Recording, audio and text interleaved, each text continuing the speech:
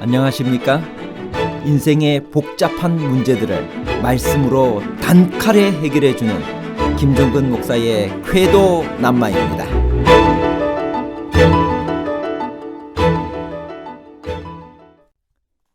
왜 여호와께서는 볼 수도 없는 요단강 가운데 기념물을 세우라고 하셨나요? 또 어차피 물에 쓸려갈 기념물을 세우라는 것은 이치에 맞지 않지 않나요? 12돌의 기념비는 길갈에만 세웠나요? 아니면 길갈과 요단 가운데, 즉 두 곳에 세웠나요? 한 군데와 두 군데에 관한 복잡한 문제를 하나님 말씀의 가르침으로 명쾌하게 해결해 드리겠습니다. 그 모든 백성이 요단 건너기를 마쳤습니다. 그 모든 백성이란 누구를 말하나요? 여호수아 4장 1절, 그 모든 백성이 요단을 건너기를 마치매. 여호수아 4장 1절은 3장의 요약이고 결론입니다. 모든 백성이란 선두에 선 4만 명의 르우벤 지파와 갓 지파, 그리고 므낫세 반 지파에서 선발된 군인들과 다른 9지파 반의 백성들을 말합니다. 여호수아 4장 1절에서 그 모든 백성이 요단을 건너기를 마치매라고 한 다음에 곧바로 여호와께서 여호수아에게 말씀하여 이르시되로 시작되는 새로운 명령이 주어진다는 것을 기억해야 합니다.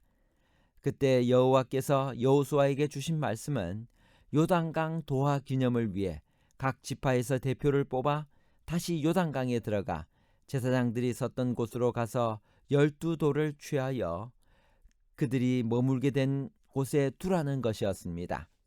대표들은 그 일을 명령대로 수행했습니다.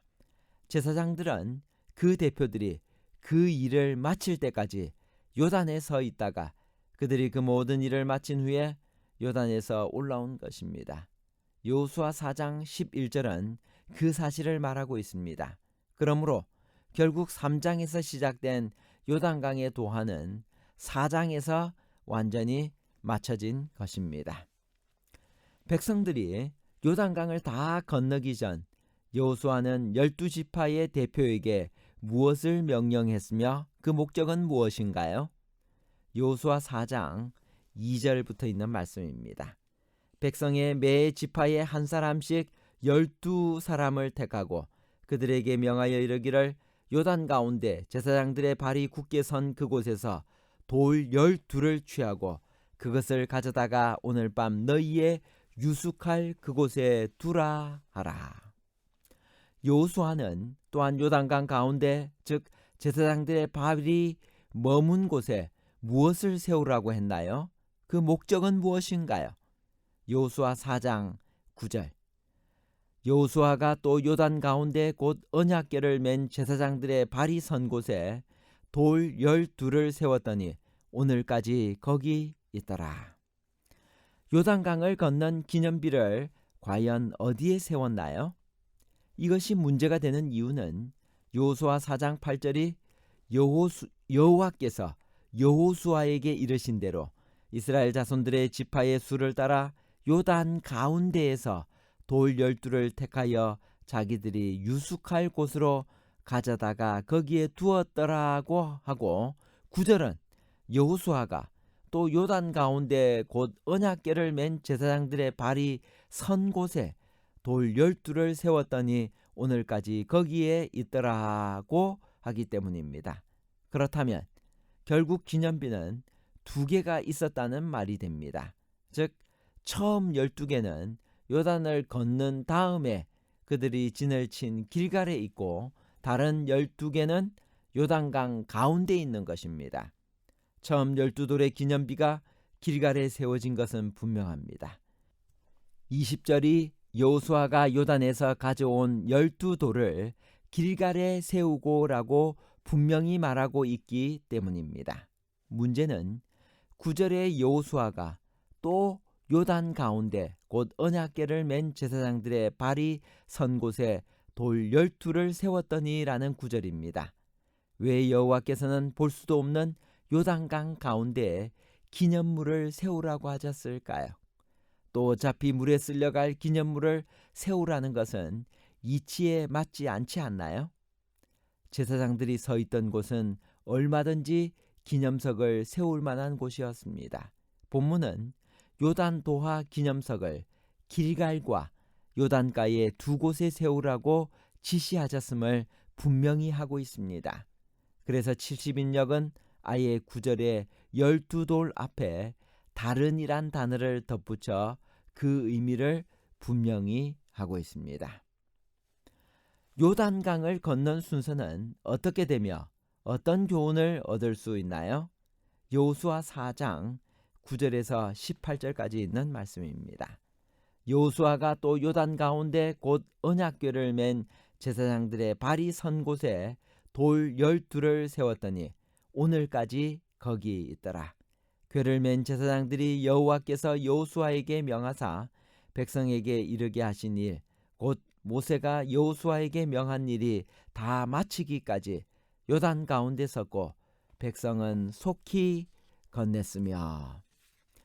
이 말씀을 전체적으로 좀 요약해 보면 이렇습니다. 요단강 동편 뚝에서 요단강 가운데까지 첫 번째 언약궤를 맨 제사장이 있었고, 르우벤 지파와 갓 지파 그리고 므낫세 반 지파에서 선발된 4만 명의 군인들, 그리고 모든 백성이 나옵니다. 요단강 가운데에서 요단강 서편 뚝까지는 어떻게 돼 있었는가? 르우벤 지파와 갓 지파 그리고 므낫세 반 지파에서 선발된 4만 명의 군인들, 모든 백성 그리고 언약궤를 맨 제사장이 나옵니다. 요단강 동편 길앗 지방의 기업을 얻은 르우벤 지파와 갓 지파 그리고 므낫세 반 지파는 다른 형제 지파의 백성들보다 먼저 무장하고 요단을 건너겠다고 한 모세와의 약속을 신실히 지켰습니다. 그러나 11만 명이 넘는 두 지파 반의 군인들이 다 참전하지는 않고 일부는 요단 동편에 남아서 그들의 가족과 가축들을 지켰으며, 먼저 선발된 4만 명의 정예 부대만 앞장서 요단을 건넜다고 생각되어집니다. 언약궤 이동과 관련하여 우리가 배울 수 있는 교훈은 무엇일까요? 여호수아 3장 14절, 백성이 요단을 건너려고 자기들의 장막을 떠날 때 제사장들은 언약궤를 메고 백성 앞에서 행하니라. 여호수아 4장 9절, 여호수아가 또 요단 가운데 곧 언약궤를 맨 제사장들의 발이 선 곳에 돌 12를 세웠더니 오늘까지 거기 있더라. 언약궤는 백성들 앞서 요단 강물에 들어갔습니다. 강물이 끊어지고 바닥이 드러나자 언약궤는 요단강 한가운데 서서 백성들이 다 건너기까지 움직이지 않았습니다. 백성들이 다 건넌 후에야 비로소 모든 백성이 보는 가운데 언약궤도 강을 건넜습니다. 이 모든 것은 하나님의 율법이 하나님의 백성들의 삶에 얼마나 중요한 것인가를 단적으로 보여줍니다. 하나님의 율법은 우리를 인도하며 우리를 보호하며 우리를 지켜주는 것임을 분명히 알 수 있습니다. 요단 강물에 잠긴 12개의 돌과 이스라엘의 수경지 길갈에 세워진 12개의 돌이 갖는 영적 상징은 무엇일까요? 기념비를 세운 가장 중요한 목적은 무엇일까요? 12개의 돌은 이스라엘 12지파를 상징합니다.